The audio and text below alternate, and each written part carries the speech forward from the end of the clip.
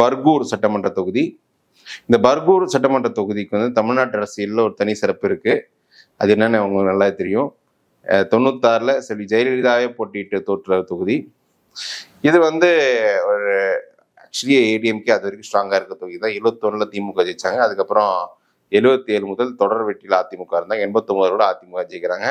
91ல் ஜெயலலிதா ஜெயிக்கிறாங்க. 96ல் அவங்க இஜி சுகவனம் தோற்கடித்து எங்க வெற்றி வாகை சொல்றாரு. அதுக்கப்புறம் 2001ல் மீண்டும் தம்பிதுரை, இன்னைக்கு லோக்சபா எம்பி தம்பிதுரை அவர் ஜெயிக்கிறாரு. 6லையும் தம்பிதுரை ஜெயிக்கிறாரு. 11ல் கே கிருஷ்ணமூர்த்தி இவங்க அதிமுக ஜெயிக்கிறாங்க. அப்புறம் ரொம்ப 2021 அதாவது 96ல் ஜெயிச்ச பிறகு ஒரு பொது தேர்தலில் 21 தான் மீண்டும் இந்த தொகுதியில திமுக ஜெயிக்கிறாங்க. அதுவும் ஒரு எப்படி ஜெயிக்கிறாங்கன்றது நம்ம பொறுமை பேசலாம். ஃபர்ஸ்ட் 2011ல் என்ன இருக்குன்னு பார்க்கலாம். 2011ல் அதிமுக சேர்ந்த கே கிருஷ்ணமூர்த்தி கண்டஸ்ட் பண்றாரு. 56% ஓட்டு எடுத்துடுறாரு. 56% எடுக்க அப்புறம் பாமக சேர்ந்த டி.கே. ராஜா வந்து 37.4% எடுக்கிறாங்க.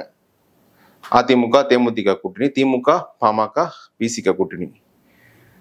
2016ல் அதிமுக வேட்பாளர் ராஜேந்திரன் வந்து 42.8% இருக்காங்க. திமுக வேட்பாளர் ஒரு சின்ன மார்ஜின்ல கிட்டத்தட்ட 1000 ஓட்டு டிஃபரன்ஸ்ல தோக்குறாரு. இசி கோவிந்த்.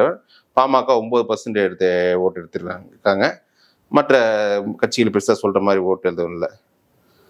ஸோ 2021ல் இந்த 42 9 சேரும் 51 வரணும். ஆனா அது வரல. 42.7 தான் அங்க இருக்கு. மாறாக அந்த ஓட்டு வந்து அதிமுக வீழ்த்துறதுக்காக திமுக மதியழகனுக்கு வந்து டிரான்ஸ்ஃபர் ஆயிருக்கு. அதுலதான் பெருசா ஜெயிச்சிருக்காங்க. இந்த தொகுதியை பொறுத்தவரை 2024ல் இங்க பொசிஷன் காங்கிரஸ் வேட்பாளருக்கு வந்து 41% இருக்கு. அதிமுக 29% இருக்காங்க. பிஜேபி 13% இருக்காங்க. நாம் தமிழர் ஒரு 11% அவங்க ஓட்டு எடுத்திருக்காங்க. இப்போ நாம் தமிழர் வந்து ஃபர்ஸ்ட் எலெக்ஷன்ல 680 ஆரம்பிச்சு 10,000 20,000 வரைக்கும் ஓட்டு கொஞ்சம் இங்க எடுத்திருக்காங்க. இது கொஞ்சம் ஒரு செமி அர்பன்றத கொஞ்சம் லிங்குவிஸ்டிக் இருக்கிற கொஞ்சம் போலரைசேஷன் கொஞ்சம் நல்லா நாம் தமிழர் ஓட்டு எடுத்திருக்காங்க. ஸோ இப்போ அதிமுக பாஜக ஓட்டு 100% டிரான்ஸ்ஃபர் ஆகுமானா இந்த தொகுதியில் எனக்கு சந்தேகம். ஏன்னா அந்த 9% பாமகன்றது 21லே அந்த 10% கொடுக்கும்போதே டிரான்ஸ்ஃபர் ஆகலை. அது இன்னுமே எந்த அளவுக்கு ஃபுல்லா ஆகும்னு தெரியல.